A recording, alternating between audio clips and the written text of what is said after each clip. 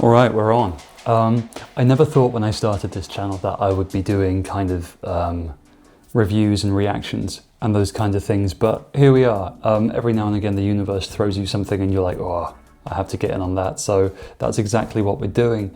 I woke up, like many of you, I suppose, and I had a look at the Warhammer reveals from Adepticon, and there was one thing amongst all the noise about Warhammer 40k 11th edition and all that kind of stuff that really stood out to me, because I think it was significant for a game system that wasn't even mentioned in the reveals. And that game system, of course, spoiler alert, it's what my channel started to be about, is Warcry. I thought I'd tell you why that is, and I'd also like to kind of get your thoughts on as to whether you agree or not, what you made out of it. So we're not going to talk about 40k and any of this cool stuff. We're going to go to this one. This is the reveal that meant a lot, I think, and it's the one about Spearhead and this really cool new reveal to do with the newly returned and revived glowed up clan Eshin and the cities of Sigmar, the Free Guild. This is the City of Ash release, and it looks undeniably cool. Like it's ridiculously cool, and I think Spearhead fans, or even non-Spearhead fans, just Skaven fans, whatever, fans of fantasy grimdark are going to be all over this. I've already got a bunch of friends who've already signed up to buy 1 or 2 boxes of this, and I'll be honest, I'm going to shoot my shot here, by the way. Hey, Games Workshop, if you feel like giving me one of these to review, that would not be a bad thing.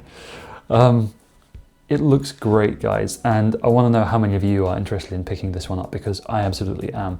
But why I think this is significant for Warcry as well as Spearhead is, firstly, I think Spearhead's in a really good place. I think there are loads of Spearhead players out there. I know a load in my local community who play Spearhead week in and week out. It's well supported, it's popular, it's very visible, it's a healthy game. Warcry is in a different position right now. Warcry is relatively unsupported by Games Workshop. You won't find their boxes or miniatures or rules on their shelves in one of the Warhammer stores, and the game and its kind of fans and community are constantly battling rumours of its demise or its death. I have very strong opinions on that, but that's for another video. But why do I think this is significant for Warcry as well as Spearhead? Well, it's because the aesthetic that this release has captured lends itself incredibly well to Warcry and what Warcry is really all about at its heart, which are groups, small groups of normally quite elite warriors who are the skirmish elements, the advance guard, the vanguard, the spies, the scouts, the assassins of larger forces, kind of duking it out in very terrain-heavy, dense, rich environments. If you just look at the artwork here, that's exactly what this is about. You've got the verticality that Warcry favours, the dense terrain. It's incredibly evocative, and there's clearly a big narrative heft to it as well, sorry. This board is absolutely fantastic, and you can see that in the admittedly small elements of terrain that we've got. It promises kind of that verticality and that immersion that Warcry players so crave and need for their games. So like I say, it feels as though this Spearhead release has taken what Warcry is all about and kind of taken it for itself a little bit. Which is cool, but I can see why some Warcry players are maybe a little bit disappointed to see that this has gone the way of Spearhead, and yet there hasn't been any noise about Warcry, because this would be so perfect for it. I even think going down to the models themselves, they're so tantalizing in what they could offer in Warcry, because movement and speed and ways in which to interact with terrain are central to the game, and you immediately get, by looking at some of the miniatures, a sense that they are able to traverse and interact with terrain in interesting ways. Damn, that guy looks cool, doesn't he? As well as that, there are hints of very fun, cool little weaponry and abilities that can be used to really flesh out the games and add a different dimension. We've got little things like bomb rats, we've got poisons, we've got obviously loads of speed, we've got these crazy esoteric weapons, and I think the good old Night Runners have things that look like grappling hooks, maybe where they can fly over terrain very, very easily and so on. Oh, they look so good. The Free Guild themselves, so much character, so much narrative heft and weight in what we're seeing here. Loads of diversity in terms of the models, in terms of what they look like and what their rule set could be like on the field. You've got to have a warrior priest, that's superb. Very, very individual, characterful models, all of which deserve their own name, I think, and their own heroic traits. And again, kind of looking at the weaponry, there's a great array of different things with which to make your games exciting in Warcry. Loads of customizability. And we've got grenades and grappling hooks again, and even a cheeky little flamethrower looking weapon. So all in all, basically it's a release that is absolutely screaming Warcry, despite it being a release for Spearhead. But the other reason why this excites me so much and why I thought it was worth talking about is because of the aesthetic itself.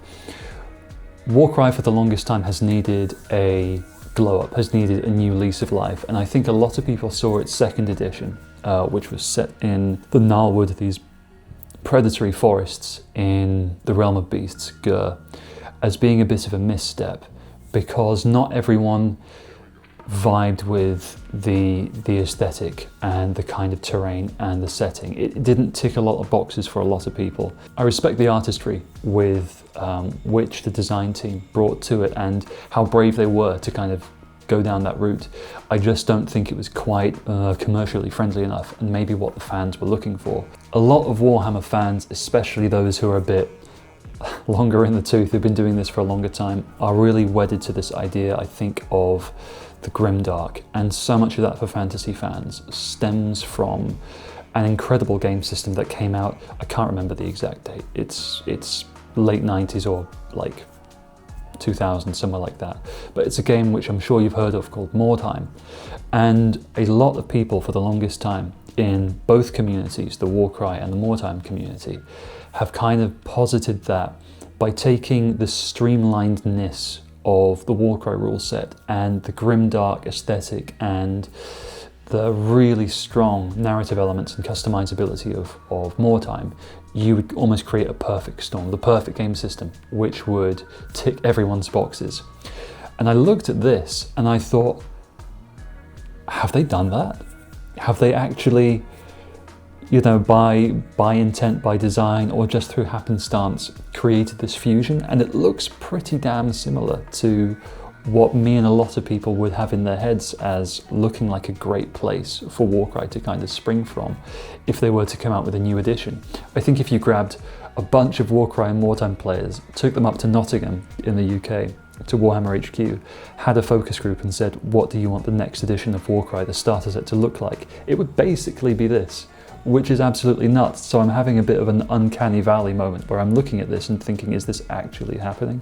It's super, super cool. So basically, to sum this all up, I think that the guys at Warhammer have done a really, really good job with this. They've created something that looks narratively interesting, looks mechanically interesting, and is aesthetically really gripping.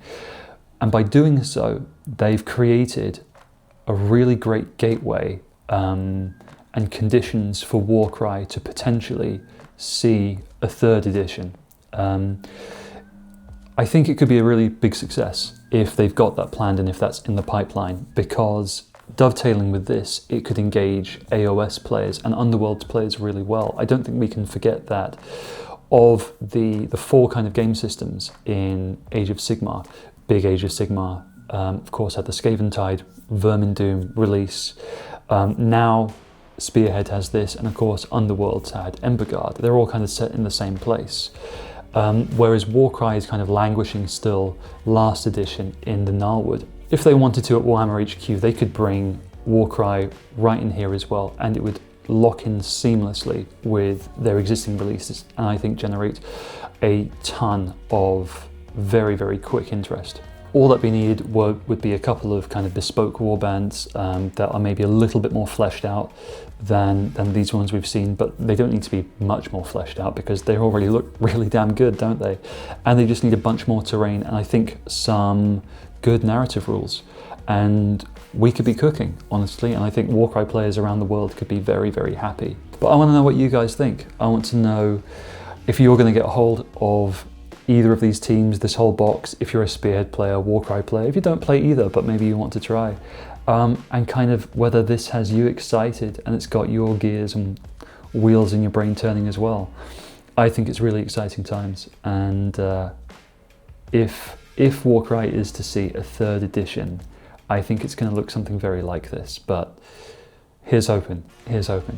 Anyway, thanks for checking this out, and I'll see you soon. Bye.